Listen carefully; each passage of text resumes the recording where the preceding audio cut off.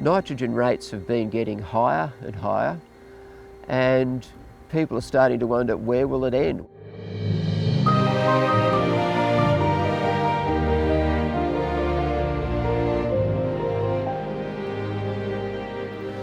The issue of nitrogen and continuous cropping has been an ugly issue for a lot of consultants.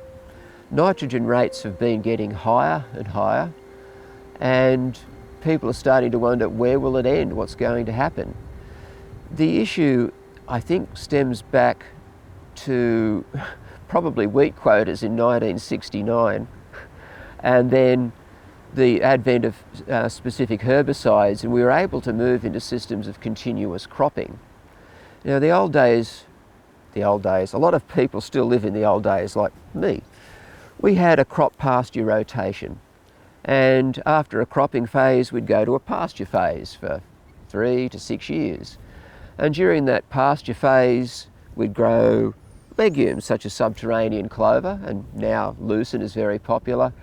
That would fix nitrogen for the soil, and that would carry us through a cropping phase. And when the nitrogen started to run out, or we had to provide more nitrogen as fertiliser, it was time to go back to a pasture phase. The pasture phase also diversified our income with sheep or cattle, and it also provided a rebuilding of soil structure, because our cropping systems damage soil structure. Tillage doesn't do nice things for soil structure.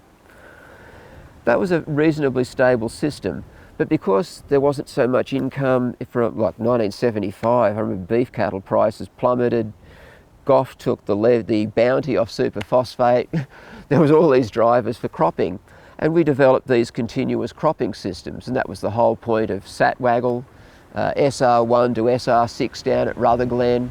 There were trials down at Horsham and across into South Australia, all based on, can we continuously crop using grain legumes?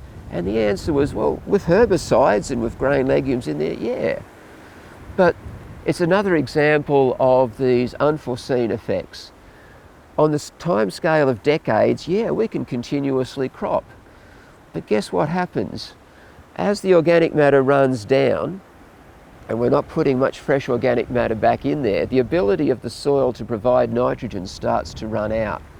The consequence is, to meet the nitrogen demands of these higher yielding modern crops, we actually have to apply more fertiliser nitrogen. Where's that nitrogen manufactured? What's the most energy intensive manufacturing process in the world? That Haber-Bosch process for fixing atmospheric nitrogen into ammonia so we can manufacture fertilisers is going to leave us vulnerable to oil prices and industrial processes that compete with fertiliser manufacture and transport costs.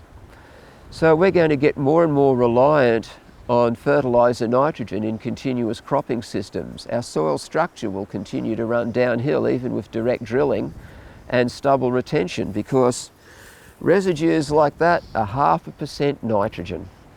A subclover residue or a fodder legume is 2.5% nitrogen, 5 times as much. 3 to 6 years of 2.5% nitrogen compared to an annual 0.5% nitrogen. It's just not the same. So I'm going to stick my neck out and say that I don't think continuous cropping will be sustainable. I think, yeah, it sounds sustainable on a 2-3 decade time scale, but we're going to need to return to pasture phases, lucerne or subclover, to fix soil structure, to put nitrogen back in, to help us manage diseases and weeds. It's going to be part of the whole system, is that we're going to have a mixed farming system, at least in this higher rainfall part of the world.